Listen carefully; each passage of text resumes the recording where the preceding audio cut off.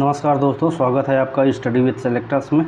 और आज हम सामान्य हिंदी विराम चिन्ह के 20 प्रश्न, अति महत्वपूर्ण प्रश्न हैं ये, इनको देखेंगे। ये प्रश्न जो हैं आपके, ये आर ओ पेटा टेट सी टेट और यूपी पुलिस यूपीएसआई और आदि जो अलग स्टेट के एग्ज़ाम होते हैं उन पे ये बेहद ही महत्वपूर्ण होंगे।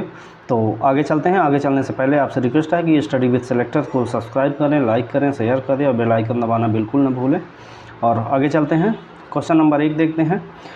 रेखांकित चिन्ह कौन सा है? ऑप्शन ए स्थान सूचक, ऑप्शन बी लोभ सूचक, ऑप्शन सी समाप्ति सूचक, ऑप्शन डी टीका सूचक। तो ये जो चिन्ह बनाया गया है ये कौन सा चिन्ह है? ये है ऑप्शन बी लोभ सूचक। इसको लोभ सूचक कहते हैं। लोभ सूचक के चिन्ह जो हैं वो 2 तरीके से बनते हैं। एक तो ये जो आपको प्रश्न में दिया है, दूसरा आप ऐसे ये 3 डॉट या डॉट करते हैं तो ये भी लोभ सूचक का है। अगला क्वेश्चन अगला ऑप्शन सी देखते हैं। समाप्ति सूचक होता है। समाप्ति सूचक इसी को कह सकते हैं, इसको पूर्ण विराम कहते हैं। और अगला है टीका सूचक। टीका सूचक किसे कहते हैं? तो ये या तो स्टार बना देते हैं या तो ऐसे कर देते हैं, ये टीका सूचक है। 2 प्लस बना देते हैं डॉट अर्धविराम के साथ, तो ये आपका टीका सूचक हो जाते हैं। अगला क्वेश्चन देखते हैं। क्वेश्चन नंबर 2, निम्न में से कौन से अल्प विराम का चिन्ह है? Option A, option B, option C, option D. इसमें आपको ये बताना है कि इन चारों ऑप्शन में अल्प विराम कौन सा है। तो इसका आंसर होगा ऑप्शन डी। अल्प विराम ये है, ऐसे एक डैश लगाते हैं, ये अल्प विराम है। और ऑप्शन सी जो है वो पूर्ण विराम है। ऑप्शन बी जो है उसको अर्ध विराम कहेंगे। और अगला क्वेश्चन देखते हैं। अगला क्वेश्चन है क्वेश्चन नंबर 3, 2 समानार्थी शब्दों की पुनरावृत्ति के बीच में किस विराम चिन्ह का प्रयोग होता है? उसमें ऑप्शन ए अर्ध विराम, ऑप्शन बी कोष्टक, ऑप्शन सी योजक, ऑप्शन डी अल्प विराम। तो इसमें आप बताएंगे, इसका आंसर होगा आंसर सी योजक। योजक चिन्ह का योजक जो होता है वो ऐसे बनता है। ये 2 शब्दों की जब पुनरावृत्ति होती है, जैसे राम राम, तो ये बीच में लगता है, इसको योजक चिन्ह कहते हैं। इसका नाम है संयोजक भी इसको कहते हैं। और इसका एक और नाम है सामासिक चिन्ह। सामासिक चिन्ह भी इन्हीं को कहते हैं। किसको? योजक चिन्ह को सामासिक चिन्ह भी कहा जाता है। क्वेश्चन नंबर 4 में ये विराम चिन्ह प्रयुक्त होता है। अभी आपको ऊपर ही बताएं कि ये कहाँ प्रयोग होता है। ये संयोजक चिन्ह है या सामासिक चिन्ह है या योजक चिन्ह है। ये जब शब्दों की पुनरावृत्ति होती है तो वहाँ पर ये बीच में प्रयोग किया जाता है, इसलिए इसका आंसर होगा ऑप्शन डी संयोजक चिन्ह। अगला क्वेश्चन देखते हैं। अगला क्वेश्चन नंबर 5। क्वेश्चन नंबर 5 में पूछा गया है कि निम्न में से निर्देशक चिन्ह कौन सा है? निर्देशक चिन्ह कौन सा है? ऑप्शन ए में जो दिया है, ऑप्शन बी में दिया है, ऑप्शन सी में दिया है, ऑप्शन डी में दिया है, ये कौन से हैं? कौन सा इसमें निर्देशक चिन्ह है? तो इसका आंसर होगा ऑप्शन ए, ये है निर्देशक चिन्ह। और जो ऑप्शन बी में दिया हुआ है वो आपका अल्प विराम है, ऑप्शन सी है प्रश्नवाचक है और ऑप्शन डी में पूर्ण विराम दिया गया है, इसलिए इसका आंसर होगा ऑप्शन ए, निर्देशक चिन्ह यही है। क्वेश्चन नंबर 6 देखते हैं। क्वेश्चन नंबर 6 में कहा गया है, निम्न में से कौन विराम चिन्ह का प्रकार नहीं है? तो ऑप्शन ए लाघव, ऑप्शन बी विवरण, ऑप्शन सी उपदेशक, ऑप्शन डी निर्देशक। ये विराम चिन्ह का प्रकार कौन सा नहीं है? उपदेशक विराम चिन्ह का प्रकार नहीं है। सीधा क्वेश्चन आता है और आप इसको याद कर लीजिए कि उपदेशक जो है वो विराम चिन्ह के अंतर्गत नहीं आता है। अगला क्वेश्चन, काक पद का प्रयोग कब होता है? काक पद का प्रयोग कब होता है? ऑप्शन ए वाक्य के बीच विराम लेने के लिए, शोक प्रकट करने के लिए, छूटे हुए अंश के लिए या बार बार एक ही बात के लिए। तो कहाँ पर इसका प्रयोग होता है ये आपको बताना है। काक पद, तो इसका आंसर होगा ऑप्शन सी, छूटे हुए वाक्य के लिए हम काक पद का प्रयोग करते हैं। काक पद हंस पद का ही नाम है, हंस पद को ही काक पद कहते हैं। और इसका एक और नाम है त्रुटि चिन्ह। त्रुटि चिन्ह भी इन्हीं को कहते हैं। और ये बनता कैसे है? ये ऐसे बनता है। यदि जैसे हम कोई सेंटेंस लिख रहे हैं और उसमें बीच में हमारा यहाँ पर कोई शब्द छूट गया है तो उसको यहाँ पर ऐसे करके और यहाँ हम इसका लिख सकते हैं। यही होता है छोटे अंश को लिखने के लिए हम किसका प्रयोग करते हैं, हंस पद का, काक पद का या त्रुटि चिन्ह का। ये तीनों का नाम एक ही है। तो इसका आंसर होगा ऑप्शन सी। अगला क्वेश्चन देखते हैं, क्वेश्चन नंबर 8। क्वेश्चन नंबर 8 में पूछा गया है हंस पद किस विराम का एक और नाम है। अभी जस्ट इसके पहले वाले क्वेश्चन में हमने आपसे ये डिस्कशन किया कि हंस पद के क्या क्या नाम हैं। हंस पद के 3 नाम हैं, एक त्रुटि विराम, एक हंस पद और एक काक पद। और इसका बनना कैसे होता है, इसका चिन्ह ये होता है, ठीक है, ये इसका चिन्ह है। तो अगला क्वेश्चन देखते हैं। अगला क्वेश्चन है क्वेश्चन नंबर 9। मनोविकार सूचक शब्दों, वाक्यांशों तथा वाक्यों के अंत में किस चिन्ह का प्रयोग किया जाता है। ऑप्शन ए है इसका अर्धविराम, ऑप्शन बी है इसका विस्मयबोधक, ऑप्शन सी है इसका अल्प विराम और ऑप्शन डी है इसका प्रश्नवाचक। तो इसका आंसर क्या होगा आपको बताना है। मनोविकार सूचक शब्दों, वाक्यांशों तथा वाक्यों के अंत में किस चिन्ह का प्रयोग किया जाता है, विस्मयबोधक, विस्मयादिबोधक चिन्ह का प्रयोग किया जाता है। क्वेश्चन नंबर अगला देखते हैं, क्वेश्चन नंबर 10 है हंस पद विराम चिन्ह का प्रयोग कहाँ होता है। तो इसका ऑप्शन ए अर्थ स्पष्ट करने के लिए, ऑप्शन बी संकेत देने के लिए, ऑप्शन सी लिखने में अक्षर छूटने का संकेत देने के लिए और ऑप्शन डी वाक्य पूरा करने के लिए। तो इसका प्रयोग कहाँ होता है, इसका आंसर होगा, आप अच्छे से बता सकते हैं, बहुत ही ईजी है। आपको अभी मैं जस्ट इसके पहले जो क्वेश्चन किया हूँ उसमें 2-3 बार आपको डिटेल से बताया कि हंस पद किसको कहते हैं। जिसका आंसर होगा ऑप्शन सी, लिखने में अक्षर जो छूट जाते हैं उसमें हंस पद का प्रयोग किया जाता है। जैसे इसका नाम है हंस पद और त्रुटि चिन्ह या काक पद। अब इसको बनता कैसे है, ऐसे। तो इसका आंसर होगा ऑप्शन सी। अगला क्वेश्चन देखते हैं, क्वेश्चन नंबर 11। क्वेश्चन नंबर पढ़ने से पहले हम आपसे फिर से अपील कर रहे हैं, तो हमारा एक चैनल ये जिसमें आप पढ़ाई कर रहे हैं, इसका नाम स्टडी विद सिलेक्टर्स है। इसको लाइक करें, शेयर करें, सब्सक्राइब करें, बेल आइकन को दबाएं। और इस वीडियो का हम PDF आपको फ्री में अवेलेबल करवा रहे हैं, जिसको आप डिस्क्रिप्शन में दिए गए टेलीग्राम के लिंक पे क्लिक करेंगे और हमारे टेलीग्राम चैनल पे जाके वहाँ से इसको डाउनलोड कर लेंगे और अपनी तैयारी को आगे बढ़ाएंगे। बाद में पढ़ने में, आपको रिवीजन करने में बहुत ही कारगर साबित होगा जब एग्ज़ाम आपका नज़दीक होगा। अगला क्वेश्चन देखते हैं, क्वेश्चन नंबर 11 है। 11 में कह रहा है किस वाक्य में विराम चिन्ह संबंधी विसंगति है। ऑप्शन ए सूर्यकांत त्रिपाठी निराला छायावाद के प्रमुख कवि थे। ऑप्शन बी वाह आपने तो कमाल कर दिया। ऑप्शन सी आप कानपुर से आए हैं। और ऑप्शन डी राम श्याम और विजय दिल्ली गए हैं। तो इसमें आपको बताना है कि कौन से विराम चिन्ह की विसंगति है, कौन सा विराम चिन्ह गलत लगा हुआ है।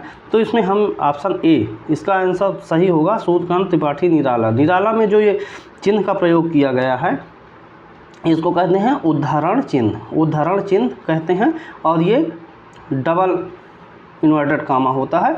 और फिर उसके बाद इसका एक सिंगल होता है अवतरण चिन्ह, जो इसका सही आंसर होगा अवतरण चिन्ह यहाँ पर लगना चाहिए, जो सिंगल होता है। यहाँ पर निराला लिखा होता और ये सिंगल होता, वो आंसर सही होता है। इसलिए यहाँ डबल लगा हुआ है, उद्धरण चिन्ह का प्रयोग हुआ है, इसलिए ये गलत है। तो इसलिए इसका ऑप्शन होगा ए। अगला क्वेश्चन देखते हैं, क्वेश्चन नंबर 12। सुख दुख के बीच लगने वाला योजक चिन्ह कौन सा है। सुख और दुख के बीच में जो लगा हुआ है वो कौन सा है, वो योजक चिन्ह है। ये योजक चिन्ह है। इसमें आंसर होगा ऑप्शन डी। इसमें विवरण चिन्ह नहीं है, ये पूर्ण विराम नहीं, अपूर्ण विराम नहीं है और निर्देशक चिन्ह नहीं है, ये है योजक चिन्ह। इसलिए आंसर होगा इसका ऑप्शन डी। अगला क्वेश्चन देखते हैं, क्वेश्चन नंबर 13। और से पहले और किस चिन्ह का प्रयोग नहीं किया जाता है। यदि किसी सेंटेंस को लिखा गया है तो उसमें यदि और लिखा है तो उसके पहले किस चिन्ह का प्रयोग नहीं किया जाता। ऑप्शन ए पूर्ण विराम का प्रयोग नहीं किया जाता, प्रश्नवाचक चिन्ह का प्रयोग नहीं किया जाता, अल्प विराम का नहीं किया जाता, या इन सभी का प्रयोग नहीं किया जाता। तो इसका आंसर होगा इन सभी प्रकार के जितने भी इसमें ऑप्शन दिए हैं, पूर्ण विराम, प्रश्नवाचक चिन्ह, अल्प विराम, ये और के पहले कभी प्रयोग नहीं किए जाते हैं। तो इसलिए इसका आंसर होगा ऑप्शन डी, ये सभी। अगला क्वेश्चन देखते हैं, क्वेश्चन नंबर है 14। क्वेश्चन नंबर 14 में कह रहा है समानाधिकरण शब्दों के मध्य में किस विराम चिन्ह का प्रयोग किया जाता है। Option A, option B, option C और ऑप्शन डी। तो इसका आंसर होगा ऑप्शन बी। सामान्य अधिकरण में ये चिन्ह का प्रयोग किया जाता है और इसका नाम है अल्प विराम। अल्प विराम ये है समानाधिकरण शब्दों के बीच में प्रयोग इसका होता है। कामता प्रसाद जी के अनुसार, श्री कामता प्रसाद जी के अनुसार विराम चिन्हों की संख्या कितनी है? तो हिंदी व्याकरण में कामता प्रसाद जी ने बताया है कि ऑप्शन ए में 20 हैं, 17 हैं, 18 हैं या 6 हैं। तो इसका आंसर होगा ऑप्शन ए, 20 विराम चिन्ह है हिंदी में। अगला क्वेश्चन देखते हैं, क्वेश्चन नंबर 16 है। क्वेश्चन नंबर 16 में कह रहा है कि छंद के एक चरण की समाप्ति पर किस विराम चिन्ह का प्रयोग किया जाता है? छंद के एक चरण की समाप्ति पर किस विराम चिन्ह का प्रयोग किया जाता है? ऑप्शन ए अर्ध विराम, ऑप्शन बी पूर्ण विराम और ऑप्शन सी अल्प विराम और ऑप्शन डी उप विराम। तो इसका आंसर होगा ऑप्शन सी अल्प विराम। अल्प विराम का चिन्ह प्रयोग किया जाता है। अल्प विराम का चिन्ह ऐसे बनता है जब कोई लिखा जाता है वाक्य, तो ऐसे वो लिखने के बाद अल्प विराम का प्रयोग होता है, फिर लिखा जाता है। तो इसलिए छंद में कई सारे वो पद होते हैं, इसलिए पहले पे के बाद जब लगाया जाता है तो एक चरण जैसे है, एक कई चरण से मिलके बनता है छंद, और पहले चरण के बाद जब दूसरे लाइन को चरण पे जाते हैं हम, तो वहाँ अल्प विराम का प्रयोग किया जाता है, इसलिए इसका आंसर सी होगा। क्वेश्चन नंबर 17, संयोजक चिन्ह को और किस नाम से जानते हैं? संयोजक चिन्ह को और किस नाम से जानते हैं? ये आपको मैं अभी पहले कुछ क्वेश्चन में ऐसा आया था, तो मैंने आपको डिटेल में बताया है कि संयोजक चिन्ह का नाम है योजक चिन्ह और उसका दूसरा नाम है सामासिक चिन्ह, और ये इसका निर्माण ऐसे होता है। तो इसका आंसर होगा ऑप्शन बी सामासिक चिन्ह। क्वेश्चन नंबर 18, क्वेश्चन नंबर 18 में कह रहे हैं कि कबीर वाणी के डिक्टेटर थे। इस वाक्य में किस विराम चिन्ह का प्रयोग हुआ है? ऑप्शन ए उद्धरण चिन्ह का, ऑप्शन बी टीका सूचक का, ऑप्शन सी है लाघव चिन्ह का और ऑप्शन डी है पुनरोक्ति सूचक चिन्ह का। तो इसका ऑप्शन होगा ऑप्शन ए है उद्धरण चिन्ह। उद्धरण चिन्ह का प्रयोग हुआ है, और अभी हमने आपको थोड़ी देर पहले बताया है कि उद्धरण चिन्ह का प्रयोग डबल इन्वर्टेड कामा से होता है, और जो सिंगल होता है उसको अवतरण चिन्ह कहा जाता है। तो इसका आंसर होगा ऑप्शन ए उद्धरण चिन्ह। अगला क्वेश्चन देखते हैं, क्वेश्चन है 19 क्वेश्चन के पहले मैं आपको सभी प्रकार के जितने चिन्ह हैं मैं उसको आपको डिटेल से बताना चाहता हूं कि वो क्या होते हैं। तो आइए हम देखते हैं कि विराम चिन्हों के भेद क्या हैं और विराम चिन्ह कैसे कैसे बनते हैं। सभी का एक संक्षिप्त विवरण मैं फटाफट आपको 2 मिनट में समझा देना, फिर उसके बाद हम अगले क्वेश्चन को देखते हैं। अल्प विराम जो है, अल्प विराम कैसे बनता है? तो अल्प विराम के लिए हमने कौन सा चिन्ह प्रयोग करना होता है? हमारे लिए अल्प विराम के लिए ये चिन्ह होता है, अर्ध विराम के लिए हमारा ये चिन्ह होता है, और पूर्ण विराम के लिए हमारा ये चिन्ह होता है, जो कि आप भली भांति अवगत हैं, और प्रश्न चिन्ह ये हमारा होता है। उसके बाद हम आश्चर्य चिन्ह जो होता है, विस्मयादिबोधक होता है, वो यह जैसे अभी क्वेश्चन में अरे वाह कहेंगे तो उसके बाद ये विस्मयादिबोधक चिन्ह का प्रयोग किया जाता है। फिर उसके आगे देखते हैं हम, अगला देखते हैं कि निर्देशक चिन्ह जो होता है वो डैश से बनाया जाता है, और संयोजक चिन्ह और योजक चिन्ह और सामासिक चिन्ह उसका भी प्रयोग डैश से होता है, लेकिन इस डैश में और इस डैश में ये बड़ा डैश होता है और ये छोटा डैश होता है। उसके बाद हम कोष्टक देखते हैं। तो कोष्टक हमारे पास 3 प्रकार के होते हैं, एक छोटा कोष्टक, एक बड़ा कोष्टक, एक मंझला कोष्टक। हमारे पास 3 प्रकार के कोष्टक होते हैं। अवतरण चिन्ह जो होते हैं अभी बताया हमने कि सिंगल इन्वर्टेड कामा होता है, और उद्धरण होता है डबल इन्वर्टेड कामा। उसके बाद उपविराम या अपूर्ण विराम का जो चिन्ह होता है वो हमारा ऐसे होता है, 2 डॉट होते हैं। और अगला कुछ चिन्ह देखते हैं कि विवरण चिन्ह क्या है। विवरण चिन्ह, इसको विवरण चिन्ह कहा जाता है। उसके बाद समाप्ति सूचक, जैसे हम चिन्ह देखते हैं कि समाप्ति सूचक चिन्ह कौन सा है, तो समाप्ति सूचक चिन्ह का ऐसे बनाया जाता है, ये समाप्ति सूचक चिन्ह होता है। और अपूर्ण सूचक चिन्ह जो होता है वो अपूर्ण सूचक चिन्ह ऐसे ऐसे बनाए जाते हैं। और यदि हम टीका सूचक की बात करें तो टीका सूचक में एक स्टार ऊपर बना दिया जाता है। और अगला देखते हैं हंस पद या विराम वो त्रुटि चिन्ह या काक पद को निर्माण ऐसे होता है। तो आगे हम देखते हैं कि पाद बिंदु एक होता है, ये लास्ट में जो इसको समाप्ति सूचक के रूप में हम देखते हैं, लेकिन इसका नाम होता है पाद सूचक। और दीर्घ उच्चारण चिन्ह जो होता है वो एस टाइप का होता है, इसको दीर्घ उच्चारण चिन्ह कहा जाता है। जैसे हे राम, तो उसमें ये एस टाइप का ये होता है, दीर्घ उच्चारण हो रहा है। पाद चिन्ह या रेखिका चिन्ह होता है, ये होता है।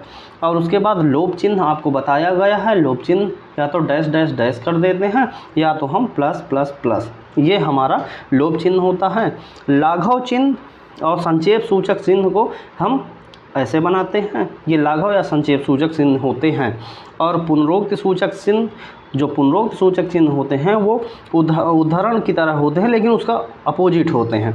पुनरोक्त सूचक चिन्ह का निर्माण जैसे होता है तो उसका ऐसे होता है और फिर ये ऐसे होता है, जबकि उदाहरण में ऐसे और ऐसे होता है। तो ये दोनों में डिफरेंस है। तो इस प्रकार हमने जितने भी प्रकार के विराम चिन्ह हैं उनको हमने देख लिया है। अब क्वेश्चन नंबर 19 हम देखते हैं, विवरण चिन्ह कौन सा है। अभी आपको हमने बताया कि विवरण चिन्ह कौन सा है, वो इसका ऑप्शन होगा ऑप्शन बी, विवरण चिन्ह है, इसको ही विवरण चिन्ह कहते हैं। और अगला देखते हैं, अगला क्वेश्चन नंबर 20 है और शायद संभवतः लास्ट क्वेश्चन है। ये संयोजक चिन्ह का प्रयोग कहाँ पर नहीं करते हैं, तो इसका प्रयोग ऑप्शन है रीति वाचक और परिमाणवाचक क्रिया विशेषण में प्रयुक्त दो अवयवों में नहीं किया जाता है। ऑप्शन बी, कर्मधारय समास से बने शब्दों के योजन चिन्ह का प्रयोग किया जाता है, या जब क्रिया की मूल धातु के साथ प्रेरणार्थक क्रिया है तब इसका प्रयोग नहीं करते हैं, और दो संयुक्त क्रियाएं एक साथ प्रयोग हो तब इसका प्रयोग नहीं करते हैं। तो इसका ऑप्शन होगा ऑप्शन बी, कर्मधारय समास से बने शब्दों में योजक चिन्ह का प्रयोग जो है वो नहीं किया जाता है। और इसी के साथ हैं आज का ये वीडियो ख़त्म होता है। और हम लास्ट में आपसे फिर से वही डेली की तरह अपील करते हैं कि हमारे YouTube channel study with selector को लाइक करें, सब्सक्राइब करें, शेयर करें, बेल आइकन को दबाएं जिससे नोटिफिकेशन आप तक पहले। और इसका पीडीएफ पाने के लिए हमारे डिस्क्रिप्शन में दिए हुए लिंक पर क्लिक करें और टेलीग्राम को ज्वाइन करने के बाद आपको ये पीडीएफ अवेलेबल हो जाएगी। एक बार पुनः आपसे निवेदन है कि हमारे चैनल को सब्सक्राइब करें। धन्यवाद।